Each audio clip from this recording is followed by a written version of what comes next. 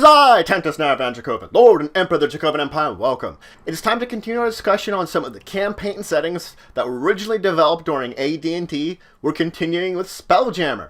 Now, last time I was talking about the statistics of a spelljamming ship, which most of these translate decently into more modern statistics and information, though adapting them can be up to you. But let's talk about the rest of them, just so you can understand them. We were talking about maneuverability, let's talk about where a ship can land. Now, a spelljamming ship can either land, if it's going down to a planet, water, or on physical land. Those are both options. A ship will tell you which one it can or cannot do. This assumes that they could be just fine in orbit or docking at something in on an asteroid or some kind of docks that are made for spelljamming ships. That's not what it's talking about. It's talking about, I can land this craft somewhere else. Now, there are also percentages that could be associated with it, meaning that it might be successful at this water landing or this land landing, might not be. Now, a ship will have an armor rating. This is effectively the armor class of the ship. Now, in the book here, it is, of course, the older versions of it, and you'd have to look to adapt it differently, but just saying that's what it means. It has saves as. This means effectively whatever material is the ship made out of, the majority of it, and would have saving throws equivalent to that material. Later in the book, it gets more into details about this, and I will go over a little bit about this, what it means for the various different materials your ship is made out of. Now, the next it talks about the engine. This is what kind of helm is added, or what kind of specialized engine is giving its power. Traditionally, this, of course, is a major or minor spelljamming helm, and it could be something else entirely different. This is giving what is normal for a ship. A ship could have a custom engine put into it. It could have something completely different than normal. That is an option. Now, there's the rating.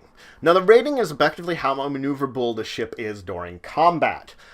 Most of the time, if someone is using a major or minor spellcasting helm, which most of the spelljamming ships do, it is based upon the actual spellcaster that is using it, the person that is powering the helm at the time, the person at the helm, so the helmsman.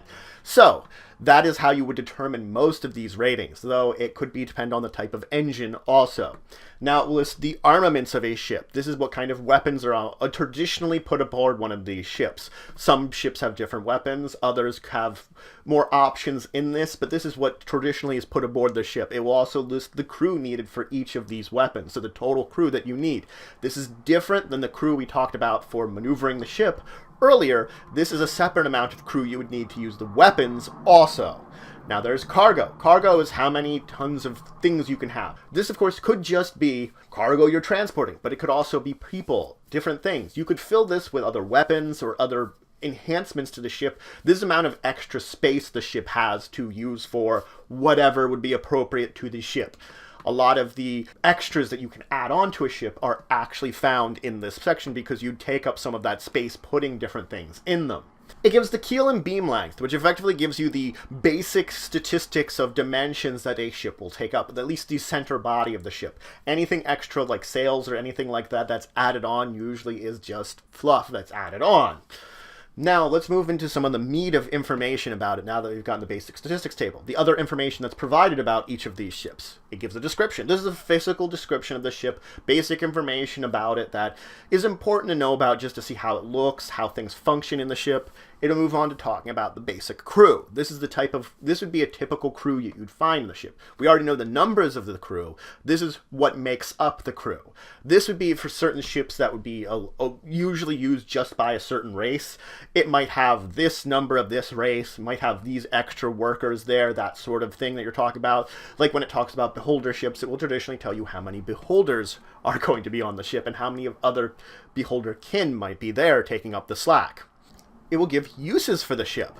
This means these are what normally these ships are used for, the various different jobs that they're employed for doing. Now, these again are only the traditional ones. These ships usually could be used for something else entirely, but if you usually find one of them, you're going to assume it's being used for this job. Sometimes a ship might just have one use. Other ships might have multiple uses.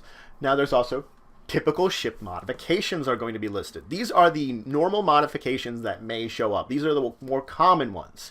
These are the ones that a lot of people tend to do. Not everyone shows up and not everyone exists. But effectively, your DM will choose if one of these is traditionally in an area or if he's using one for when you're encountering these ships. But these are the normal modifications a ship might have that could easily be employed and would be not unusual to find. That's a better way of saying it. Not unusual to find. Now, the last bit of information on any ship that it might have is we'll talk about when a specific race uses this ship a lot. Now, this might just be, if it's normally one race uses the ship, it might not mention it. But if a ship has more than one race using it, it will give some information on what these different races do to these ships to make them their own and customize them. There are examples of ships which traditionally find their way into different races that are just built by maybe one race and more than one of them gets it. This is going to be information that, oh, I'm finding, let's say, a human ship that was built by lizardmen originally. I'm going to have to know about that sort of thing. That I have to know what humans would do to make it their own. Now, the book lists through a whole host of spelljamming ships. Now, this isn't all of them. This is a vast majority of the more common ones you're going to find. Of course, some of them are a little more uncommon, but there are other ships you could use, and there are other materials for bringing about other ships, which maybe I'll talk about in the future, but this is the majority of them listed in the book. So if you want to look through them, get familiar with them, most of the time your adventurers will usually have one of their own that they might customize. Noting this does include some of the basic information, not everything, but some of the basics that most people know about. The legendary ship, the Spelljammer, which the setting is named after. A powerful and massive ship that almost seems alive, that travels through all the different spheres, mysteriously appearing and disappearing, that when people sight it, it's interesting to see, but it's just a mystery in and of itself as to why it's there and what it really means. Now, the book does provide a list of major and minor spelljamming helms and a couple of the more unusual ones, and it gives you a little bit of details about these. So if you want to roll randomly to see what a ship has, it gives you the option of it. Or if you're customizing it, you can see what sort of the basic list of spelljamming helms there are between the minor, major, and the unusual ones. So that's it for this week. I finished up talking about spelljamming ships. I talked about the rest of the statistics you will find when you're talking about them in the book, and just this is the basic information you're going to need to provide when designing your own even. The kind of information that will tell you what kind of ship it is, especially if it's a ship used by more than one people and not just a custom job someone threw together. I included talking about spelljamming helms just a little bit to tell you that there is some information in the book to look over. Next time, I'm going to be moving into races in space. I'm going to start talking about the basics of races in space, tell you which the major and minor races are that travel around in space, and then talk a little about each of these races. Just give you some information about them to understand what they are doing in space. So if you have any questions, comments, anything you want to say, anything you think I left out, please leave in the comments below. Please like, share, and subscribe. Show support for the channel, the Empire, and the work I do. And until the next time, I bid you farewell.